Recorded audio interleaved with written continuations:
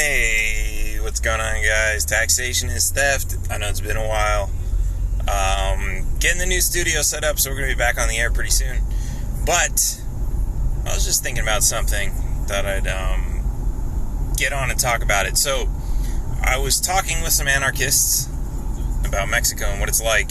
We were talking about colonialization, and some of these guys were saying how it's good for the locals because we basically bring all this money, we bring technology, we bring advancements, all these other things, which is true. But I also want to talk about all the bad things that come along with it. So, for example, when the governments see, hey, there's a lot of money, there's a lot of opportunity to make some money, what they like to do is they like to sell whatever land they can, even if there are people living on it. And the way they're able to do this is you have, in Mexico, there's a lot more squatters and squatters' rights. That's just the way things are done.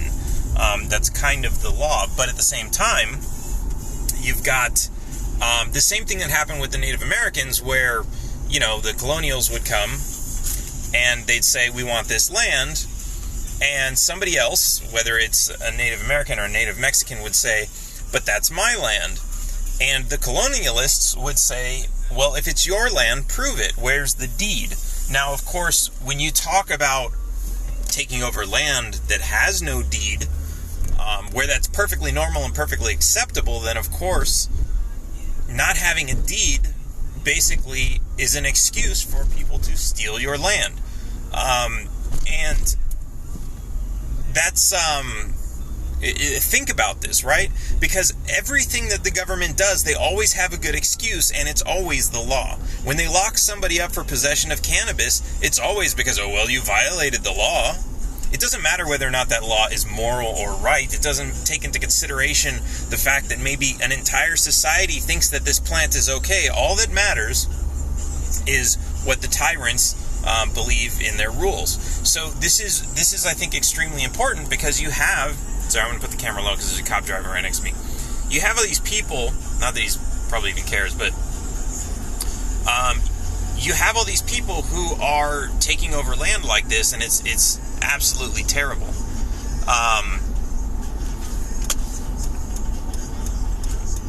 Sorry. But now here's something else, right? Because you think about this and you're like, well, why wouldn't they put some sort of immigration thing in place, right? And this is what's interesting, because you can build your home, and a colonialist would say, well, people are going to build around you, right? You don't own all the land around you, people are going to build around you, and they'd be perfectly fine with that. And the argument against that is setting up, restrictions on immigration and say, no, nobody else can build here because they're not from here, they're from somewhere else. Now, if you think about this isn't much different than zoning and construction restrictions, right? Because if, let's say you have a, somebody with a very small house, and somebody wants to come and put a building next to them. You don't own the land next to it. Anybody next to you should be able to do it whatever they want. So now your house is completely surrounded by maybe 10-story buildings. Now, what's interesting is when you start getting into that type of construction, those people will actually go out and create laws preventing somebody from building a 20-story building. Why? Because they know that a 20-story building would tower over their own. So what do? They put restrictions in place. They put zoning laws in place that prevent other people from doing to them what they did to somebody else. And I think this is an extremely important consideration to take into consideration, because even myself as an open borders person, I understand that there are certain impacts, and yes, it would be wonderful if people just respected each other, but this is, of course, the real world, and we can't count on everybody for that. We know there are shitty people in the world who are going to do shitty things. So, but at the same time, we don't want to prevent that by locking down everybody else and taking away everybody's freedom and saying you can't build anything.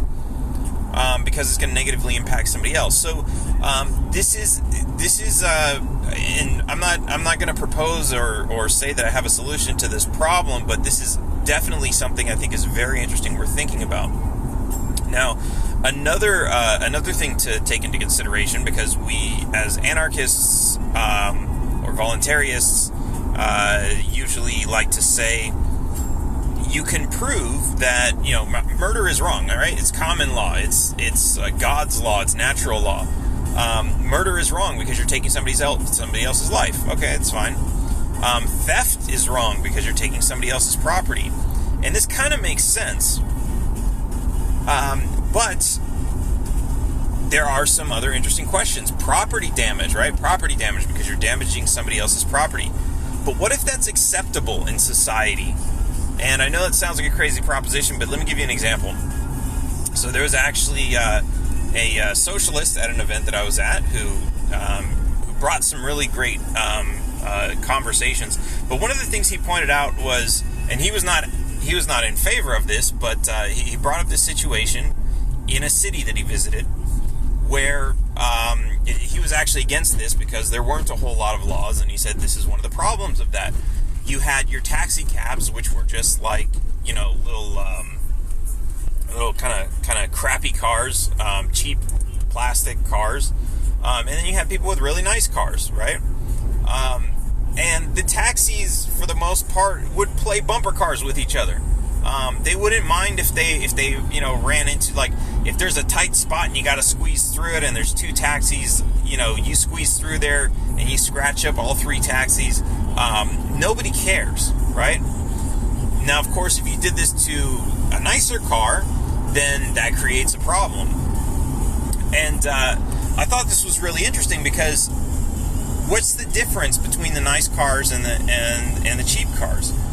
Mostly the people with the nice cars don't want their property damaged, whereas the people with the cheap cars don't really care, right? So when it comes to a question of morality of property damage, if you live in a society where people don't care if you damage their property, is that really a crime? Now, of course, if you slash their tires, they probably would be pissed about that, right? Because now they can't use their car. So there's also a question of the level of the damage that's done.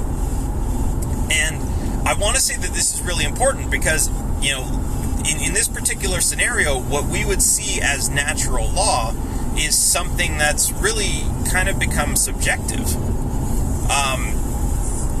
And so what about theft? Can theft become subjective, right?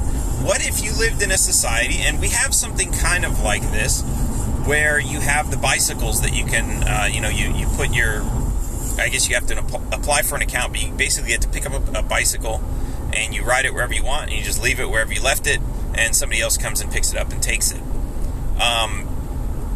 Imagine a society that did that, but at the end of the day, the bicycles didn't really belong to anybody.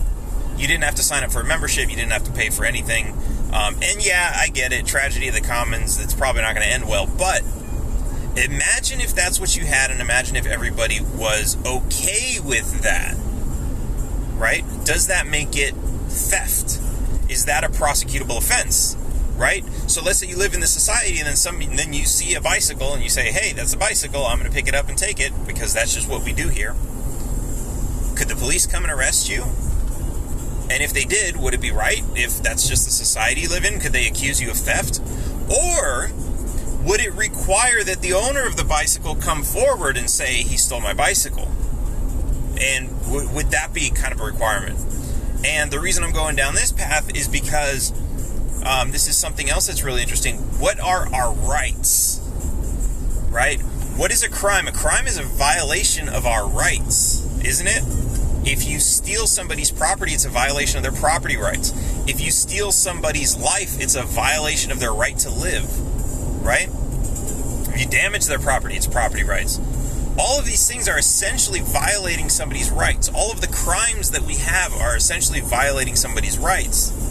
So when it comes down to defining what a crime is, maybe we should define what rights are. And we should find out absolutely what rights are and where do they come from. Because Like you might be able to say, I have a right to own that bicycle,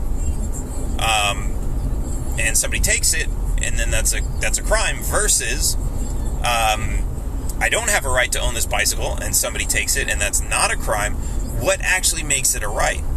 And I think there's some interesting possible way to explain this, as it's not a right unless you declare it as a right. And of course, as long as that declaration doesn't violate anybody else's rights. Man, this is going to be a big rabbit hole.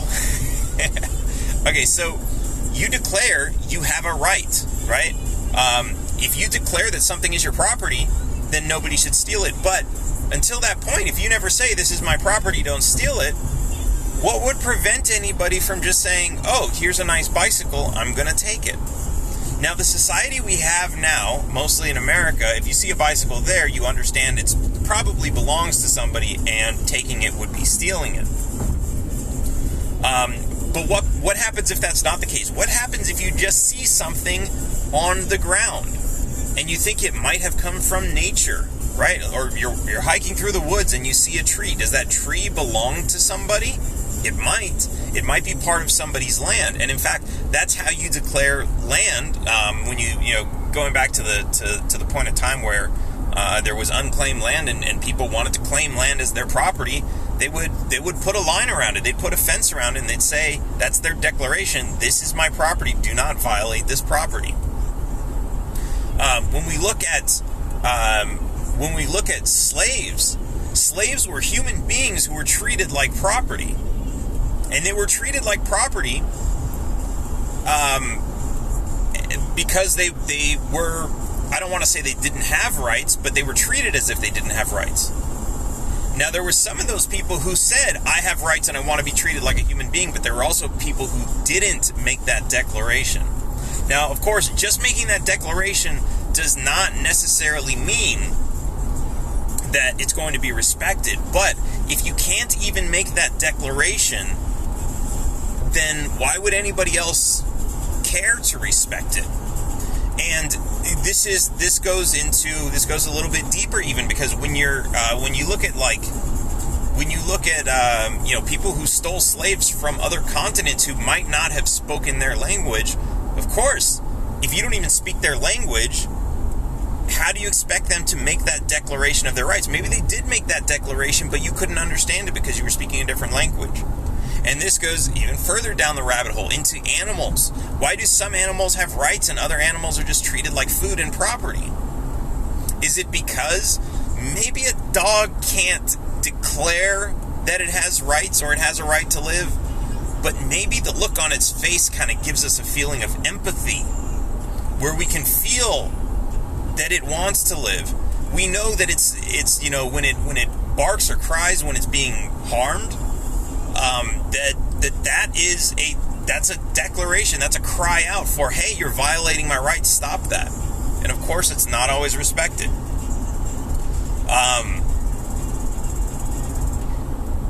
So I don't know where I'm going with this. These are just like a lot of things that I think are really, really interesting thoughts.